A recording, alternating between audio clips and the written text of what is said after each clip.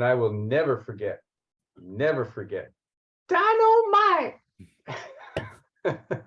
That show and the Jeffersons and All in the Family, which led to the Jeffersons, were some of the first efforts to address bigotry and prejudice. All in the Family. Well, they were the first efforts to expose it. Yes, yeah, to expose it on mainstream TV. Yeah, All in the Family, as much as you enjoyed it, All in the Family in Black culture was, as popular as it was in America, was divisive in Black culture.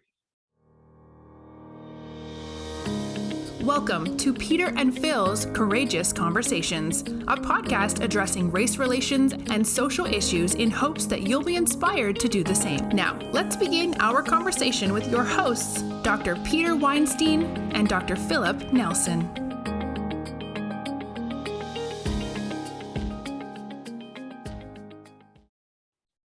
Phil, based upon our conversations in the past recently, I don't remember if they were offline or online, you suggested I watch a documentary called Right to Offend. And it's a 2 parts, each are 2 hours, documentary on A&E. We're not getting paid to say that, by the way. But it's a 2-hour, 2-part documentary about the history of Black comedians in the United States. And it goes back 100 years. The oldest one I can remember, I think, mentioning was Stepin Fetchit, and it takes us through the current time. And I found it hilarious on one hand, because of the comedy, but very educational on the other, because of the message and the utilization of comedy by these individuals, Richard Pryor and Flip Wilson and Red Fox, and all the way through the present. The messaging about the challenges and issues of the Black population. So, and their use of comedy to address them, maybe make jest of them on one hand, but educate people about the pains associated therewith on the other. So thank you for the referral. It was definitely well worth watching. Makes me want to go back and watch more of Eddie Murphy, though. You didn't follow Eddie Murphy during his heyday? Mostly in the movies, not the live comedy. I want to go back and watch Raw, the 1-hour show. But no, I remember. You didn't watch him when he was on Saturday Night Live? You know, I wasn't a big Saturday Night Live. I wasn't addicted to Saturday Night Live, and a lot of it was probably too late for this old guy. I don't know, but I didn't watch him all the time on Saturday Night Live. I never became addicted to Saturday Night Live from that. Well, he was an ensemble player, so I'm not saying you would watch it for him necessarily. No. But no, the show, the documentary was great, and I love comedy. When I had my practice, we used to take our staff to the Improv frequently as a holiday party or other social event. And you don't know this because you weren't even in Southern California then, but in 1997, when I was installed as president of the Southern California VMA, the SCVMA bought out the Irvine Improv for my installation. So I can say I was on stage at the Improv. Were you as funny as the other comedians when you were there? No.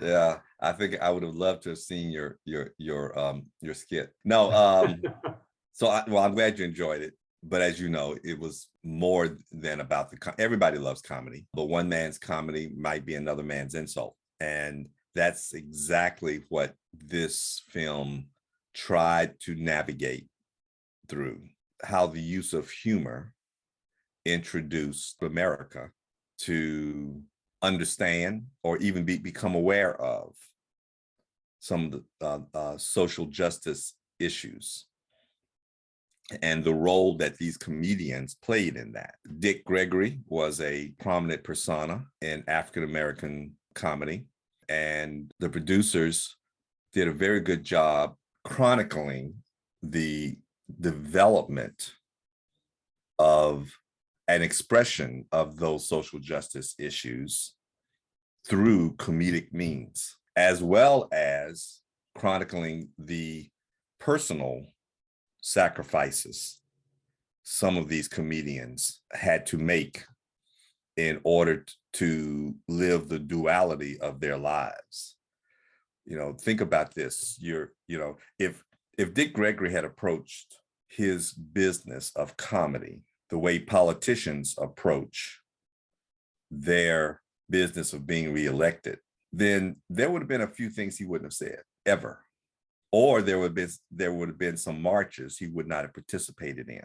And he had to make the personal decision about whether or not he was going, which was more important, to participate in social unrest in order to improve the conditions of his people, or talk about it. Well, didn't he go to prison for 5 years? He did. Because he was protesting the social injustices that were going on back in the early 60s. Yeah, I'm not sure how long. I know he's been jailed, but we're talking about a person who was one of the highest paid performers in the nation.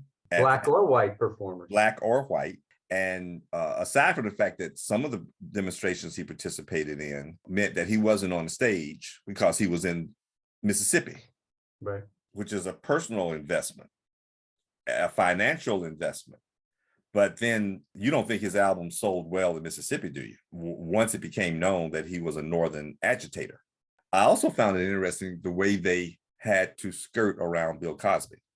Yeah, that was a dance, wasn't it? And everybody had an opinion, but nobody wanted to share it. Everybody recognized his talent. Everybody wanted to recognize that he was an important player in our movement too. But it also goes to show you how difficult it is for us to handle the dichotomy of the human personality. We have had this discussion before too. Adolf Hitler was a master of communication and a master politician. You cannot ignore that. You also cannot ignore the Holocaust or his unfettered ambition that resulted in World War II. We either villainize a person or we extol a person. We can't have both. And yet we know in medicine that genius is usually balanced by an alternative id that can be just as bad as the genius is good. And we find it difficult to recognize the good when we realize how bad somebody has actually acted. So there are people who burn Michael Jackson albums or won't use it, won't play them, won't buy them because of the suspicion or the belief that he was a pedophile. The historical component, I guess when I was growing up, I didn't tie the social injustice component to the comedy as much in watching Red Fox or Flip Wilson, because I don't believe I saw them perform on stage as much as I saw them on TV. And TV was censored then. Exactly. And so there was only so much that they could do on, I remember my favorite line from the Flip Wilson show is, and this is how subtle they had to be. If he had a white star as a guest, and he always had a little mini interview before they got to perform, and he would tell them, so when we take over, I think I can make you a janitor. I don't remember that, but yes. And his ability to take different personalities and the Reverend and yes, the woman and all of the different things. It was personality comedy from that standpoint, but it wasn't until like In Living Color and Def Comedy Jam that we started to take the censorship away, probably because they were on HBO and not on mainstream TV. Right. We were able to take the censorship away and actually directly address the issues. I think there's a skit with Eddie Murphy doing a Mr. Rogers-like yes comedy in there. And but it was Mr. Rogers in the ghetto. Exactly. So there were so many, and you and I were talking about this offline before, but the skit between Richard Pryor and Chevy Chase when he was doing word association during a job interview Yes. on Saturday Night Live, there was so many subtle things that started to slip through when censorship eased up that allowed an addressing of the social injustices, and on one hand expose them, challenge them, and on the other hand laugh at them. But you had to laugh with a certain amount of pain to recognize the reality of what was going on. Well, the jokes were always funny nonetheless. But after you laugh, it was the recognition of why it was funny, and the recognition that it's sad that this situation even exists, right? Whatever the topic was. You know, you said you never saw them on stage. They all had records. At that point, comedy records was the way they became popular. But I don't blame you for never buying a Black comedy record, because if you don't know about them, if you don't see them on the Ed Sullivan show, then why would you go buy it? You know, Bill Cosby, that's why Bill Cosby was one of the most prominent messengers for us, because he got on Bill Cosby. He got on Ed Sullivan's show and other shows because his comedy was clean, and he was a natural psychologist. He got his PhD later in life, but his talent was his ability to take childhood behaviors and parental behaviors and describe them in humorous settings and humorous expressions. My favorite record of his is To Rustle My Brother Whom I Slept With. I still have that album. It's one of the most funniest albums I've ever listened to. And one whole side of an LP is about one night between he and his brother. And it starts with, "You're on my side of the bed." And the conversation moves from there on. I had a Bill Cosby cassette. I was on that edge between cassettes and records. Ah, okay. So that's how old I am. Yeah, that chasm between us. Fat Albert. Yeah. Well, And I had a Flip Wilson album as well. And also Cheech and Chong. but you didn't have a Richard Pryor album. I did not have a Richard Pryor album because Richard Pryor, again, I think the first I saw of Richard Pryor was in movies. Yeah, you're right. He was on TV early. He got on that Sullivan show too, Right. but he wasn't so popular because that wasn't his gift. He tried to mimic Bill Cosby. He tried to be clean because that's the only way he could get national exposure. Well, when he was on stage, he was more outspoken. Yes. And then there That's was one a way of time putting when it. he flipped and cleaned up a little bit. I think it was after he had his accident with the drugs. No, he didn't clean up. He may have cleaned up a little. He just stopped saying the N-word. Right. Well, to me, that's cleaning up. Okay. Yeah. Well, that was more of a political statement, but he was much more sexual because of his upbringing. He came into his own when he used his life stories. Yeah. And what's interesting is watching this retrospectively now, a lot of it made me feel uncomfortable because I just kept forgetting how tough things were in the projects and in the ghettos. Yeah. So how tough things are in the projects. Yes. It's not past tense. It's present and past and future, unfortunately. But it just kept reminding me of things that I was aware of. So it brought forth a lot of visceral memories that you and I have been visiting over the last few years as well. And I want to go back and watch Def Comedy Jam and In Living Color. There was just so much great stuff for whatever reason, probably because of veterinary school and owning a business and everything else that I didn't take the time to invest in, that I want to go back and invest in. And don't get me wrong, the artists themselves are geniuses and they're talented. In some cases, you have to get past the language, but the language is part of the genre.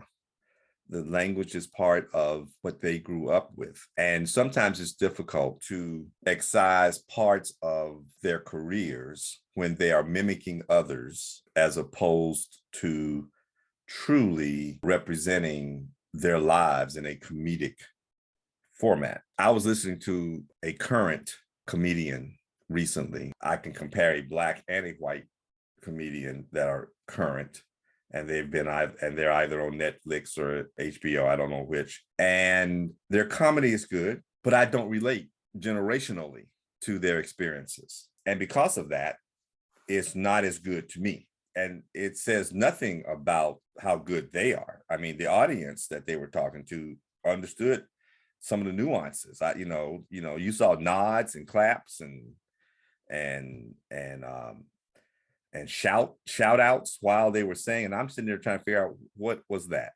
And so that's why I like this documentary, because of the periods that they went through and understanding that. I'm actually crashing on The Wire when we were talking about how hard it was in the ghetto or is in the ghetto, because I know that there are parts of Baltimore that haven't changed. And The Wire is 20 years old now, I think. Aside from it being an excellent production, I find myself re-immersing myself in the conditions I grew up in. My biggest fortune was that I wasn't in a densely populated area, which, believe it or not, I believe made my poorness less oppressive. So I'm glad you enjoyed it. I really am. When we ran into each other last week, when I mentioned the show, I said, and I had a hard time thinking of any white comics that were as funny.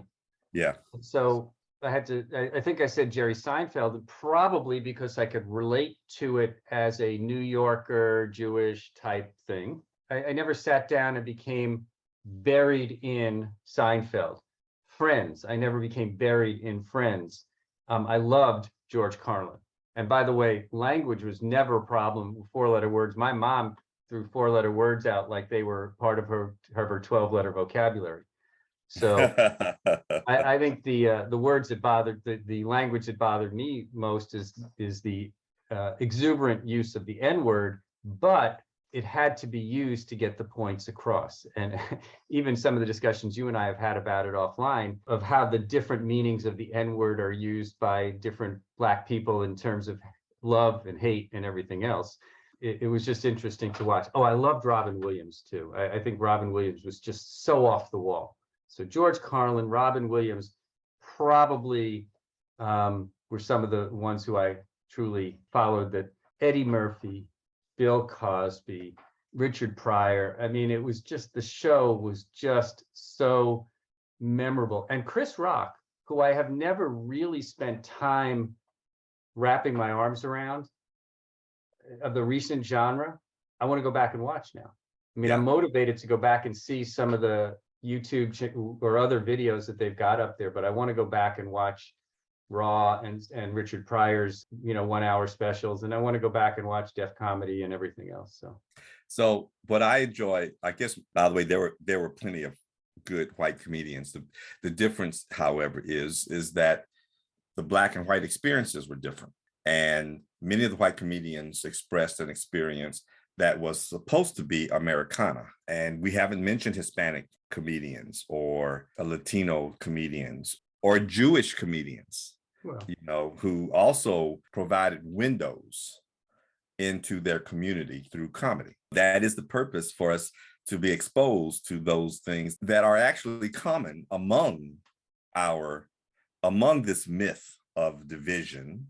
The perfect joke is that if we're all human, why do we have these differences in a human race? And part of it is our recognition of idiotic basis for differences that become socialized. And it's the socialization of those differences that is the basis for injustice. What a lot of these comics have done is made comedy out of their vulnerabilities too.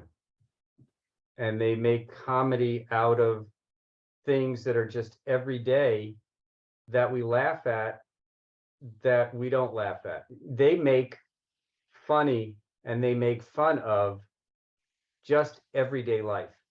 One of Sharon and my favorite comics right now, may or may not have ever heard of, is a comic by the name of Brad Williams. Brad Williams is vertically challenged. And he spends his hour making fun of how life is when you are a vertically challenged individual. I don't remember the politically correct word to use. It's okay. Don't try. Yeah, I'm trying very hard not to step on that one. But it's very funny to watch him make fun of his challenges from that standpoint. And he's extremely hilarious. And he's smart. And in doing so, he creates first awareness for the vertically challenged and hopefully empathy and support for accommodations that might need to be made across the country for everyone. You know, I was listening to, you made the comment earlier that, you know, your mother could litter the conversation with 4-letter words. And I realized there's a difference between your vulgarity and my vulgarity.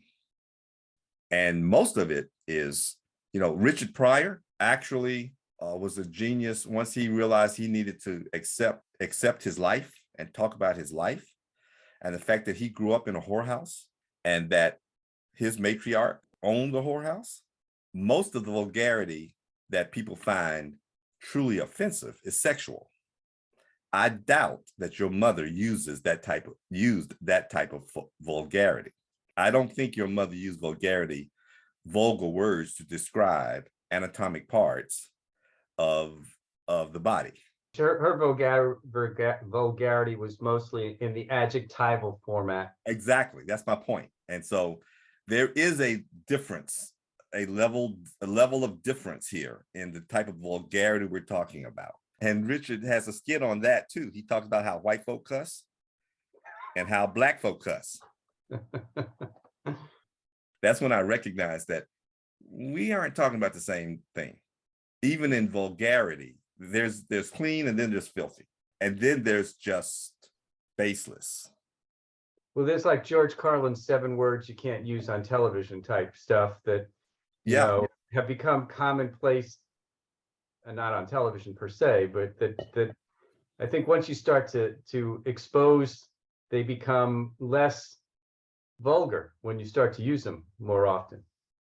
Maybe, So, except that, you know, some words like the N-word doesn't become any less, you know, and that word is so pregnant with issues that you and I still haven't had a conversation about it for our listeners, because neither one of us wants to get into deep doo-doo.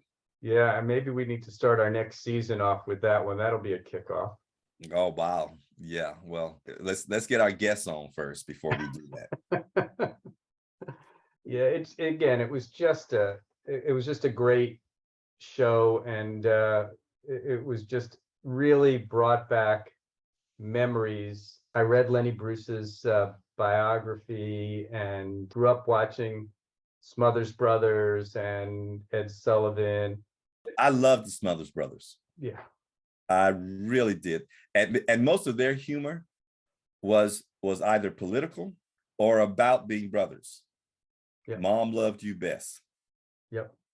And I will never forget Dynamite. That show and the Jeffersons and All in the Family, which led to the Jeffersons, were some of the first efforts to address bigotry and prejudice. All in the Family. Well, they were the first efforts to expose it. Yes. Yeah, to expose it on mainstream TV. Yeah, All in the Family, as much as you enjoyed it, All in the Family in Black culture was, as popular as it was in America, was divisive in Black culture. And it's because it could be interpreted two ways. What was the name of the major actor? The racist? Carol O'Connell, No, yeah. What was his Archie Archie Bunker. Archie Right. Bunker. Bill Cosby wouldn't watch it because he knew that there was, it's a lot like our conversation. People get from it what they are prepared to get from it or what they choose to get from it.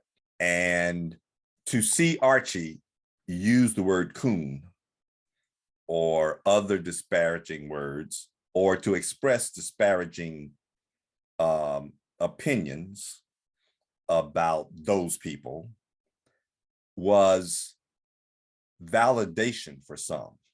They did not see, every story had a moral. And the way you and I probably saw it, Archie looked like the buffoon by saying some of the things that he said and seeing the reaction to who he was saying it to. It was clear that he had no basis for his beliefs. And usually by the end of the show, he was proven, or it seemed to be proven. Well, Bill Cosby had the insight to realize that there were people in certain parts of the country that heard the myth on TV and didn't hear anything else. They opined and aligned with Archie Bunker. And therefore, if they watched the rest of the show, it was just a show. If they saw the moral, if they saw a difference, it was because that's how they wrote it, or that was the exception. They were used to having exceptions. But in general, what Archie Bunker said is true.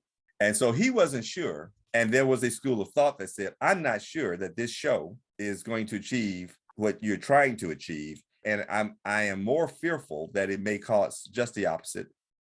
It may entrench these beliefs and therefore cause more damage than good. Now, this was a philosophical discussion among us and between a few enlightened others. But I think in the end, it did have an impact on our society. It at least exposed the beliefs. It at least admitted that people thought like this, acted like this, because I found that the writers didn't do a very good job offering the opposite viewpoints, other than to make Archie look bad, try to make Archie look bad. You mean Meathead? Meathead, yeah. Rob Reiner. He became successful and, significantly successful after that as well. Yes. What's ironic and iconic about Archie Bunker is that his opinion 30, 40 years ago, yep, still is very pervasive at the of present course. time. Well, that's the point, right? That's exactly the point. And I'm not blaming the fact that Archie Bunker was created.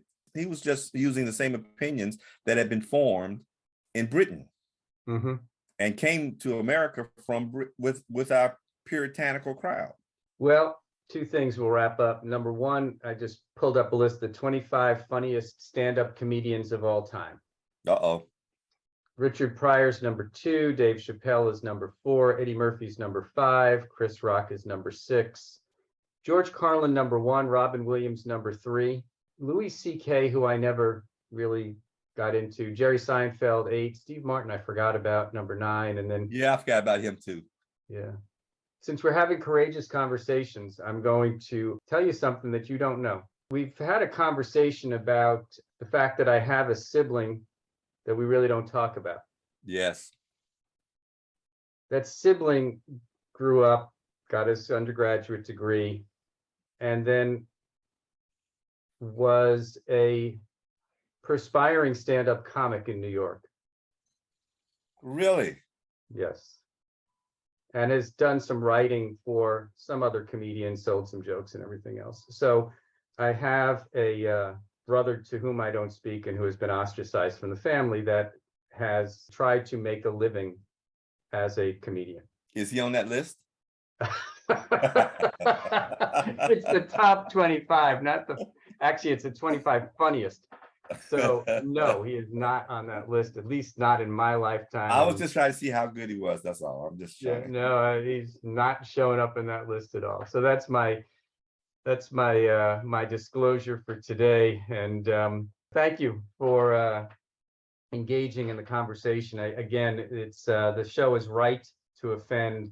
It's 2 2-hour episodes on A&E. Very much worth watching for the comedy, but more importantly, for the discussion of the social issues and injustices that were going on at the time. So thank you nationwide again for supporting our offline conversations about the world and for letting us have these courageous conversations. Phil? Well said. I have nothing to add. Thank you, Nationwide, and thanks to all our listeners. All right.